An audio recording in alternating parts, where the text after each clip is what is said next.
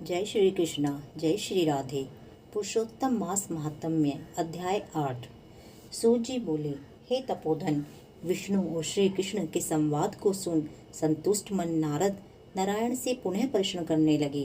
नारद जी बोले, हे प्रभु, जब विष्णु बैकुंठ चले गए तब फिर क्या हुआ, कहिए। आदि पुरुष कृष्ण और हरिसुत का जो संवाद है वह सब प्राणियों को कल्याणकर है। इस प्रकार प्रश्न सुन फिर भगवान बद्रीनारायण जगत को आनंद देने वाला बृहत आख्यान करने लगे। श्री नारायण बोले, तदंतर विष्णु बड़े प्रसन्न होकर बैकुंठ गए और वहां जाकर, हे नारद, अधिमास को अपने पास ही बसा लिया। अधिमास बैकुंठ में वास पाकर अत्यंत प्रसन्न हुआ और 12 मासों का राजा होकर विष्णु के साथ रहने लगा। 12 मासों में मल मास को श्रेष्ठ बनाकर विष्णु भी मन से बड़े संतुष्ट हुए। हे मुने, अनंतर भक्तों के ऊपर कृपा करने वाले भगवान युधिष्ठिर और द्रौपदी की ओर देखते हुए कृपा करके अर्जुन से बोले, हे राज शार्दूल, हमको मालूम होता है कि तपोवन में आकर आप लोगों ने दुखित होने के कारण पुरुषोत्तम मास का आदर नहीं किया। वृंदावन की शोभा के नाथ भगवान का प्रिय पात्र पुरुषोत्तम मास आप वनवासियों का प्रमाद से व्यतीत हो गया। भीष्म, द्रोणाचार्य, कर्ण के भय से संत्रस्त मन आप सब लोगों ने भय और देश से मुक्त होने के कारण प्राप्त पुरुषोत्तम मास का ध्यान नहीं किया। कृष्ण देपायन व्यासदेव से प्राप्त विद्या के आराधन में तत्पर रणवीर अर्जुन के इंद्रकील पर्वत पर चले जाने पर उसके वियोग से दुखित आप लोगों ने पुरुषोत्तम मास को नहीं जाना। अब यदि आप यह पूछे कि हम क्या करें, तो मैं यही कहूँगा कि भाग्य का अवलंबन करो। पुरुषों का जैसा अदृष्ट होता है वैसा ही सदा भासता है।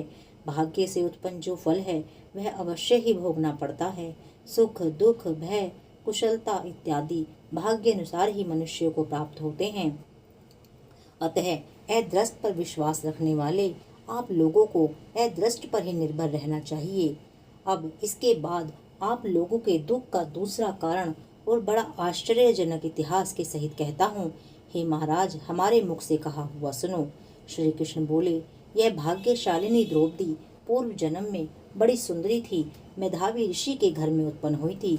समय व्यतीत होने पर जब 10 वर्ष की हुई तब कृम से रूप और लावण्य से युक्त अति सुंदरी और अकर्णांत नेत्र से शोभायमान हुई। चातुर्य गुण से युक्त यह अपने पिता की एकमात्र इकलौती कन्या थी। अतः चतुरा, गुणवती, सुंदरी यह पिता की बड़ी लाडली थी। मेधावी ने सदा लड़के की तरह इसे माना, कभी भी अनादर नहीं किया। यह भी साहित्य शास्त्र में पंडिता और नीति शास्त्र में भी प्रवीणा थी। इसकी माता इसकी छोटी अवस्था में ही मर गई थी। पिता ने ही प्रसन्नता पूर्वक इसे पाला पोसा था। पास में रहने वाली अपनी सखी के पुत्र पौत्र आदि सुख को देखकर इसको भी स्पृहा हुई। तब यह सोचने लगी, हमें भी यह सुख कैसे प्राप्त होगा। गुण और भाग्य का निधि सुख देने वाला पति और सत्पुत्र कैसे होंगे। इस प्रकार मनोरथ विचारती हुई सोचने लगी कि पहले मेरा विवाह उपस्थित था, परंतु भाग्य ने बिगाड़ दिया। अब क्या करने से अथवा क्या जानने से या किस देवता की उपासना करने से और किस मुनि के शरण जाने से अथवा किस तीर्थ का आश्रय करने से मेरी मनोकामना पूर्ण होगी। मेरा भाग्य कैसे सो गया। कोई भी मुझको पति रूप में वर्ण नहीं करता है। पंडित भी मेरा पिता मेरे ही दुर्भाग्य से मूर्ख हो गया है। बड़ा आश्चर्य है, विवाह का समय उपस्थित होने पर भी मेरे समान वर को पिता ने नहीं दिया। मैं अपनी सहेलियों के बीच में प्रमुख हूँ, परंतु कुमारी होने के कारण पति दुख से पीड़ित हूँ। जैसे मेरी सखियां पति सुख को भोगने वाली हैं, मैं वैसी नहीं हूँ। मेरी भाग्यवती माता पहले ही क्यों मर गई।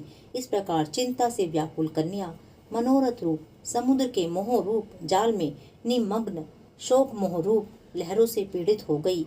इसके पिता मेधावी ऋषि भी कन्या दान के लिए कन्या के समान वर ढूंढने के हेतु देश विदेश भ्रमण करने के लिए निकले, परंतु कन्या के अनुरूप वर न मिलने से अपने मनोरथ में निराश हुए। कन्या की ओर अपने भाग्य से कन्या दान रूप संकल्प के पूर्ण न होने से देव योग के कारण बड़ा भारी दारुण ज्वर उन्हें आ गया। सब अंग ऐसे फूटने लगे जैसे समस्त अंग टूट टूट कर अलग हो जाएंगे और ज्वर की ज्वाला से व्याकुल होकर बड़ी मुश्किल से सांस लेते हुए, महादारुण मूर्छा से, मदिरा पान से उन्मत्त की तरह पैर लड़खड़ाते, गिरते पड़ते किसी तरह से आए और आते ही पृथ्वी पर गिर पड़े। भय से विहल कन्या जब पिता को देखने आई, तब तक कन्या को स्मरण करते हुए मेधावी मुनि मरणासन हो गए। भाग्य के फलरूप बल से एकाएक कांपने लगे और कन्यादान प्रसंग से होटा जो महोत्सव था वह जाता रहा। तदंतर पहले हुए गृहस्थ आश्रम धर्म के परिश्रम के प्रभाव से संसार वासना को त्याग कर भगवान में चित्त लगाने लगे। उस मुमुर्षी मेधावी ऋषि ने शीघ्र ही नील कमल के समान श्याम त्रिवली से सुंदर आकृति वाले श्री पुरुषोत्तम हरि का स्मरण किया। हे रास के स्वामी, हे राधारमण, हे प्रचंड भुजदंड से दूर से ही देवताओं के शत्रु दैत्य को मारने वाले, हे अति उग्र दावा नल को पान कर जाने वाले, हे कुमारी गोपिकाओं के उतारे हुए वस्त्रों को हरण करने वाले श्री कृष्ण, हे गोविंद, हे हरे, हे मुरारे, हे राधेश, हे दामोदर, हे दीनानाथ, मुझ संसार में निमग्न की रक्षा कीजिए।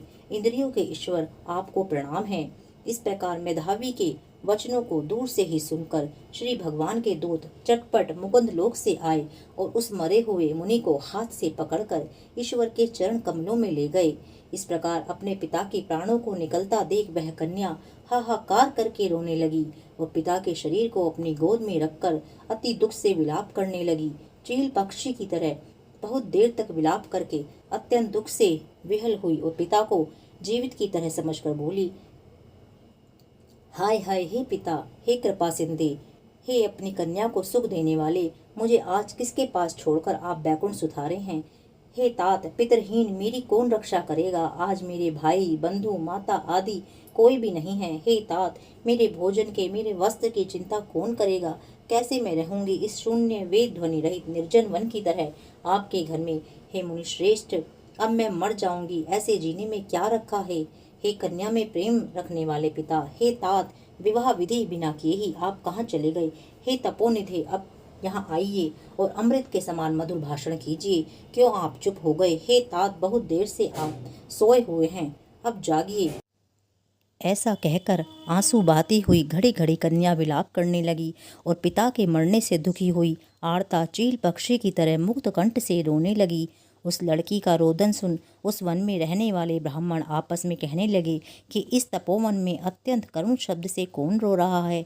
ऐसा कहकर सब तपस्वी चुप हो, यह मेधावी ऋषि की कन्या का शब्द है, ऐसा निश्चय कर घबराए हुए हाहाकार करते हुए मेधावी के घर आए। वहां आकर सबने कन्या की गोद में मरे हुए मेधावी ऋषि को देखा और देखकर उस वन में रहने वाले मुनि भी रोने लगे। कन्या की गोद से शव लेकर शिव मंदिर के पास शमशान पर गए और काष्ठ की चिता लगाकर विधि से अंत्येष्टि कर्म कर उसका दाह किया।